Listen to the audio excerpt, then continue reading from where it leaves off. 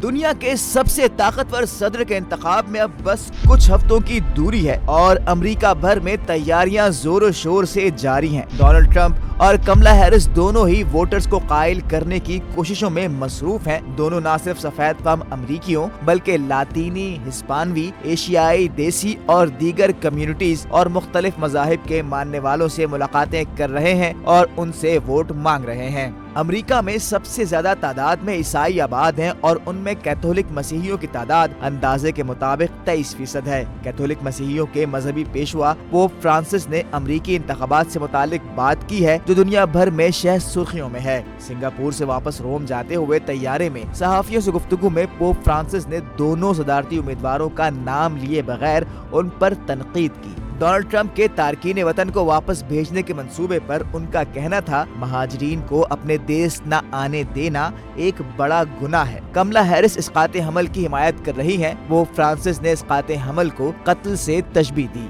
दोनों उम्मीदवारों पर तनकीद के बावजूद पोप ने कैथोलिक अमरीकी वोटर्स को हक़ राय दही इस्तेमाल करने की तरगीब दी। उनका कहना था, वोट न देना दुरुस्त नहीं, वोट देना चाहिए। दोनों उम्मीदवारों में कम बुरा कौन है मैं नहीं जानता, सबको अपने ज़मीर के मुताबिक फैसला करना चाहिए। पोप फ्रांसिस ने कहा, कैथोलिक अमरीकी सदारती इंतखाबात में कम बुरे उम्मीदवार को वोट दें। अमेरिका में ऐसी रियासतें जो कभी एक पार्टी के साथ होती हैं तो कभी दूसरी के, उन्हें स्विंग स्टेट्स कहा जाता है और इन स्विंग स्टेट्स में कैथोलिक मसीहियों की तादाद अच्छी खासी है। पेंसिल्वेनिया और विस्कॉन्सिन जैसी अहम स्टेट्स में 20% से ज्यादा वोट देने के अहल अफराद कैथोलिक मसीही हैं। मज़ीद न्यूज़ अपडेट्स और डिजिटल स्टोरीज के लिए सब्सक्राइब करें डॉन न्यूज़ पाकिस्तान।